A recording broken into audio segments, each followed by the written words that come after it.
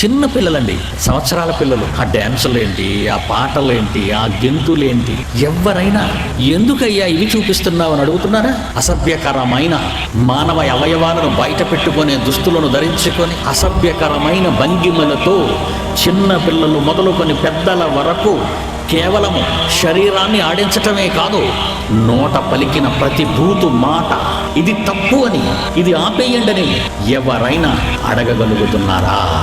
దీనికి సంబంధించిన అనేక పాపాలను నేర్పే పాఠశాలలుగా సినిమాలు తయారయ్యాయని మీరు ఒప్పుకోక తప్పదు. ఒక నటి ఎలా ఒళ్ళు బయట పెట్టుకుని డ్యాన్స్ వేస్తుందో, ఒక నటుడు ఎలా తన ఒళ్ళును బయట పెట్టుకుని అసహ్యంగా డ్యాన్స్ వేస్తున్నాడో గుర్తించుకున్న ఈ చిన్ని వయసులోని బిడ్డ తన మనసులో ఏమైపోతుందో ఎవరైనా ఆలోచించారా? చెప్పండి.